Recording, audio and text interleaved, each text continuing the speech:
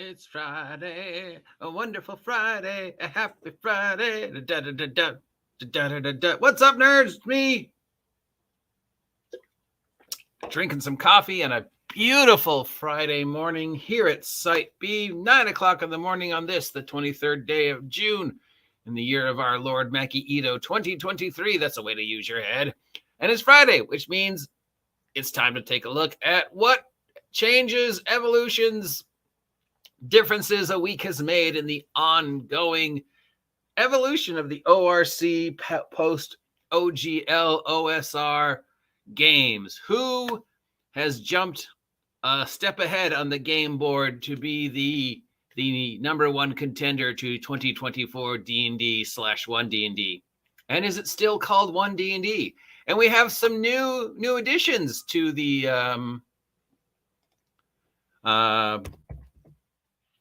nominees.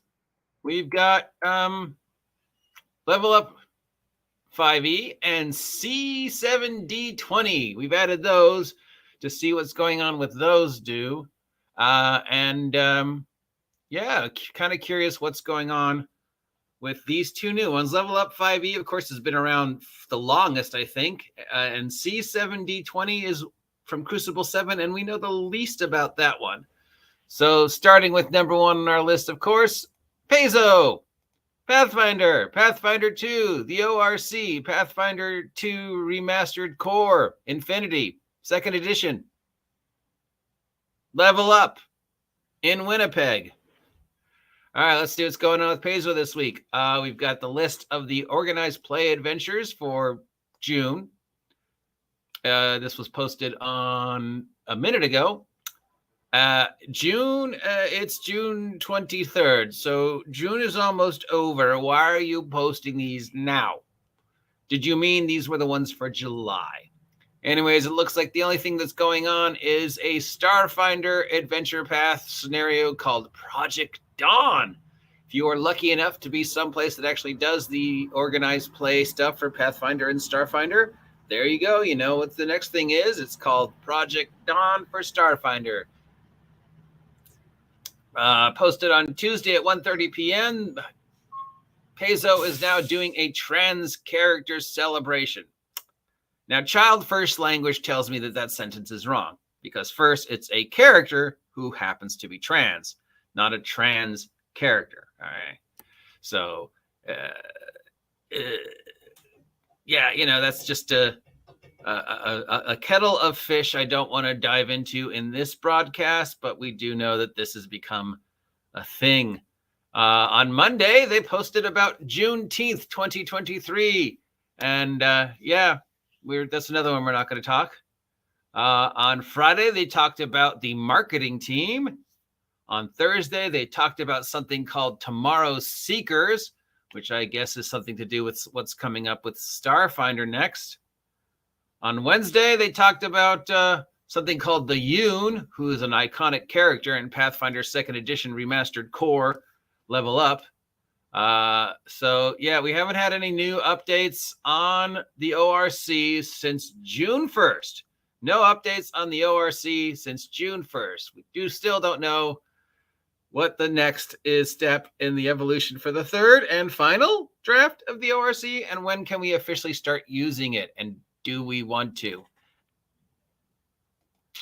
All right, moving on to next contestant.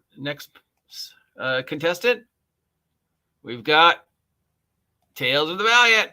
All right, Tales of the Valiant, as you know, slid to home in the final minutes of the game, hit the 1 million mark at the very end of its time lit for the Kickstarter.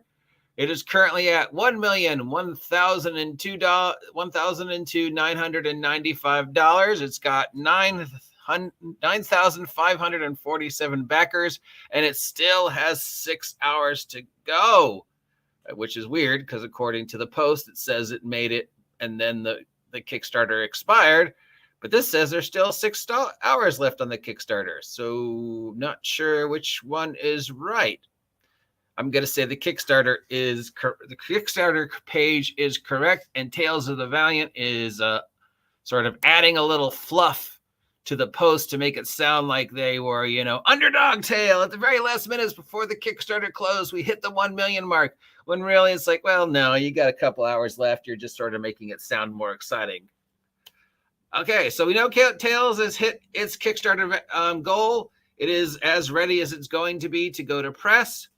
Everything after this is just the extra levels, which will, they'll add new stuff and people will get extra copies or whatever.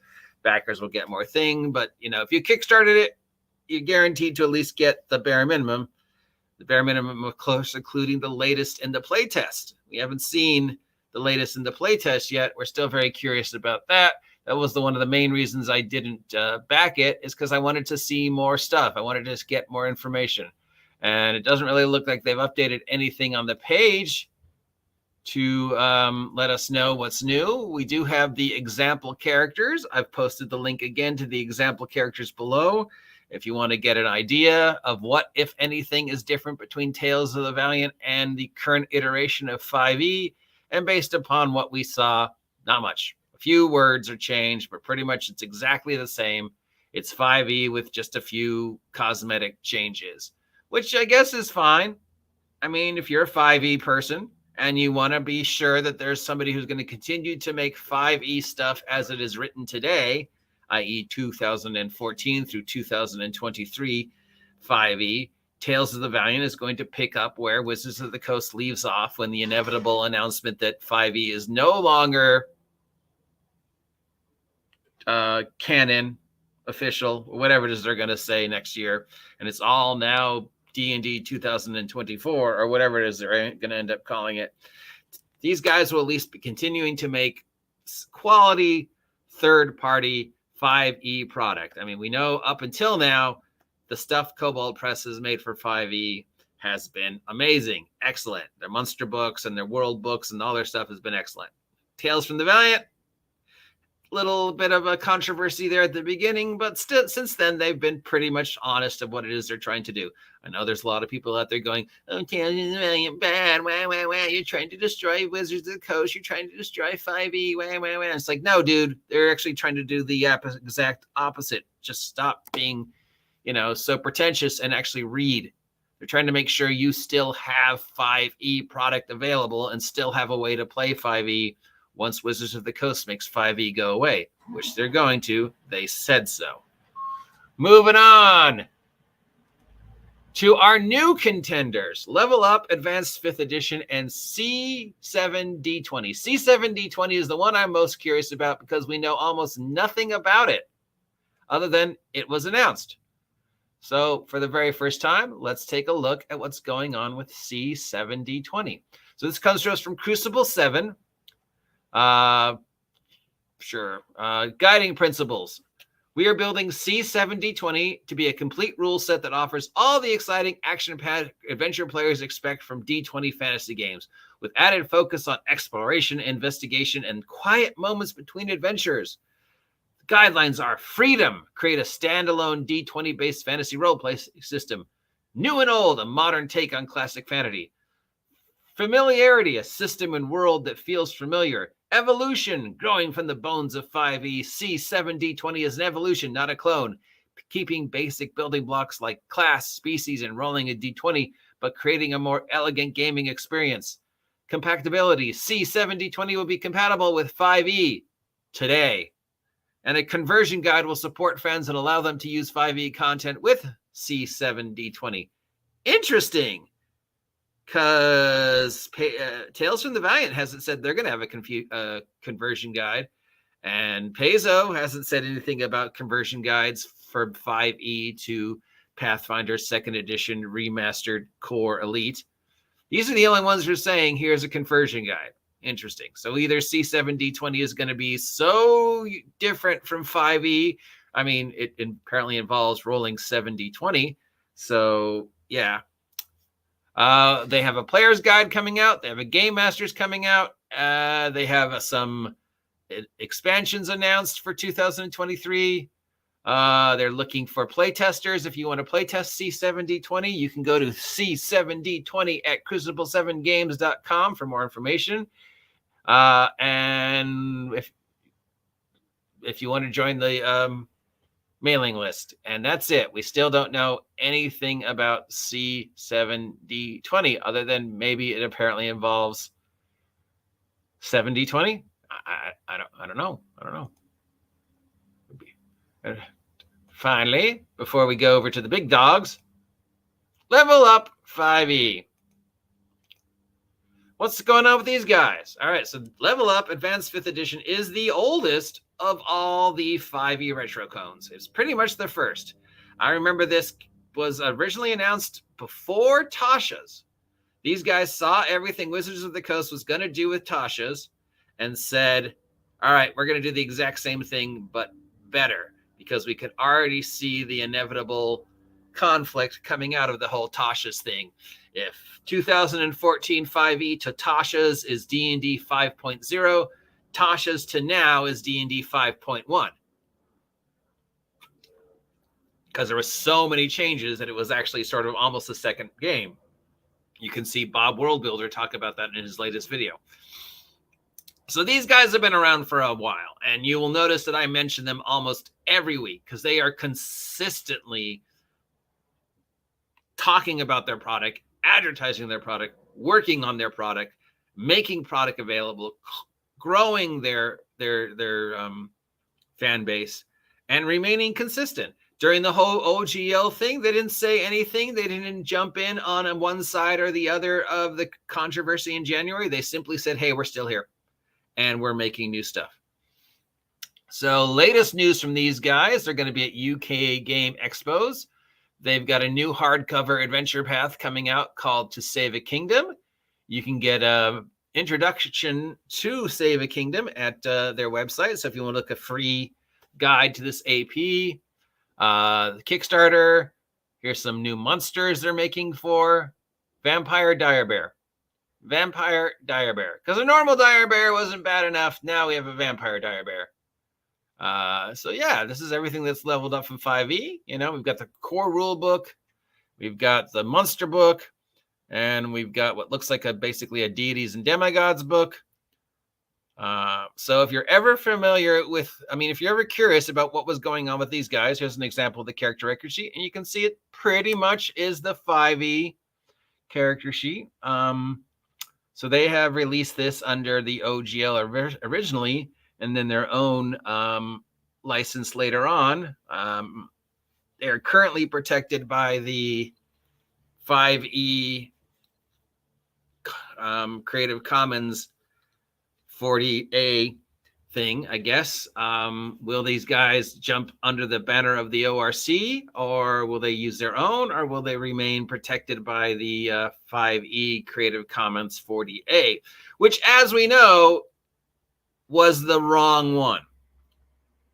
Wizards of the Coast, when they did the whole Creative Commons thing, actually put it under the wrong Creative Commons as opposed to the one that they should have put it on, because that one did exactly what it was they said they wanted the Creative Commons to do.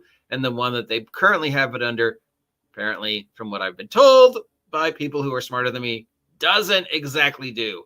And then there's the whole thing about the copyright. They made it very clear about the copyright at the start of the Creative Commons things, and they haven't really said anything yet going forward. There's been occasional mentions about, copyright and iconic images associated with 2024 D&D and how they're going to evolve. But in regards to who can use the copyrighted characters and how they're going to protect the copyrighted characters that they, accidentally put into the Creative Commons, they've been very tight-lipped about that. So I think they're waiting till 2024 to then say, oh, you can't actually use Beholder because it's copyright. Yes, I know it's in the Creative Commons, but our copyright is stronger than the Creative Commons. And see, the way the Creative Commons is written, we can actually say you can't use that. I know we said you could in the Creative Commons, but our copyright surpasses the Creative Commons copyright. So technically we can remove the word Beholder from the Creative Commons because we put it under the wrong Creative Commons, and this Creative Commons actually lets us do that, which had we put it under the right Creative Commons, wouldn't let us do that. At least that's how it was explained to me. And knowing Wizards of the Coast, that sounds like something they would do, whether intentionally or accidentally. And sometimes those accidents that Wizards of the Coast makes are maybe more intentional than we thought. I mean, you know, every now and then you just kind of go, are they really this dumb? Or is this some insidious master plan behind all this nonsense? And speaking of Wizards of the Coast, you will notice the links to OneDnD from the interweb are gone. Okay, so if we go to the interwebs, let me go to OneDnD search, and I enter OneDnD, we get this, we get this, we get this, we get articles, but nothing about it. Now, so we go to D&D Beyond, which for some reason is at the bottom. We can see that D&D Beyond is now doing Pride. Where is the links for OneDnD? They're gone. They're gone.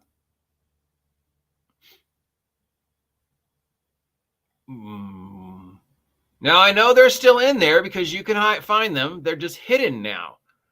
So apparently they have ceased with the playtest and shut down the thing. So let's see one. Let's see if I enter the word one. Enter the word one, D and D. Yeah, it's gone. So maybe they have finally taken it down. Interesting.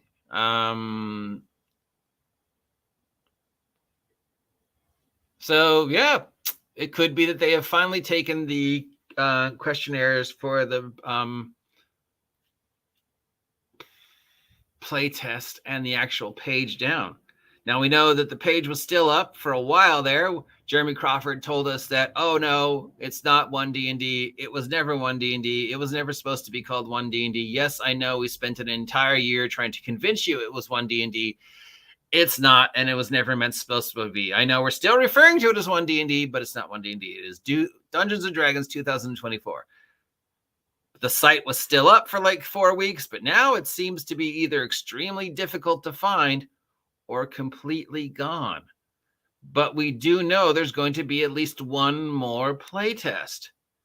Yes, they said there was going to be no more playtests under the last playtest, but at the end of the last playtest, they were not happy with the results for the Druid and the Rogue. They didn't get the results they wanted.